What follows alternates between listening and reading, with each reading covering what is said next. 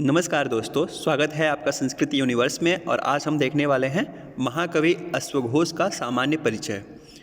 दोस्तों, महाकवि अश्वघोष का सामान्य परिचय मुख्यतः टीजीटी, पीजीटी, यूजीसी, जीआईसी और भी बहुत सारी परीक्षाओं में विशिष्ट रूप से पूछा जाता है और ये विषय की दृष्टि से भी अत्यंत महत्वपूर्ण है। तो आइए शुरू करते हैं।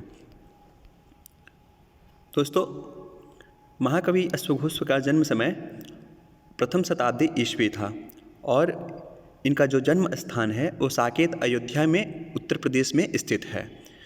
साकेत अयोध्या में इन्होंने जन्म लिया था, परंतु इनका निवास पुरुषपुर पेशावर यानी आज के पाकिस्तान में स्थित है। दोस्तों, इनके पिता का नाम प्राप्त नहीं होता है और इनके माता का नाम सुवर्णाक्षी है।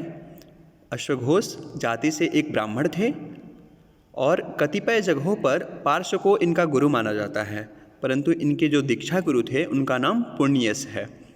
अश्वघोष बौद्ध धर्मावलंबी थे, परंतु इसके पूर्व में ये शैव के अनुयायी थे और अश्वघोष की जो दीक्षा हुई थी वो हीनयान संप्रदाय में हुई है। जैसे कि बौद्धों के दो संप्रदाय हैं, हीनयान और महायान, परंतु इनकी जो दीक्षा है वो हीनयान संप्रदाय में हुई थी। महाकवि अश्वघोष के जो आश्रयदाता थे दोस्तों, उनका नाम सम्राट कनिष्क है और ये कुषाण वंशीय शासक थे। सम्राट कनिष्क अश्वघोष के शिष्य भी थे। अश्वघोष से इन्होंने शिक्षा या दीक्षा प्राप्त की है। अश्वघोष का जीवन काल सिर्फ 80 वर्ष पर्यंत तक ही था। ये सिर्फ अपने जीवन में 80 साल ही जीवित रहे हैं। अश्वघोष कश्मीर में संपन्न चतुर्थ बौद्ध संगीति के उपाध्यक्ष भी थे। जैसे कि बौद्धों ने 4 बौद्ध संगीतियाँ की थी, उसमें जो अंतिम बौद्ध संगीति थी उसमें अश्वघोष को उपाध्यक्ष बनाया गया था। अब हम देखते हैं अश्वघोष की रचनाएं।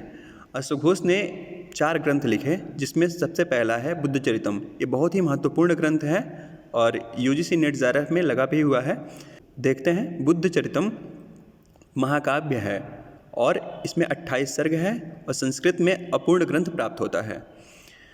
दूसरा है इनका सौंदरानंद, एक महाकाव्य है और इसमें 18 सर्ग है और पूर्णतः संस्कृत में उपलब्ध है।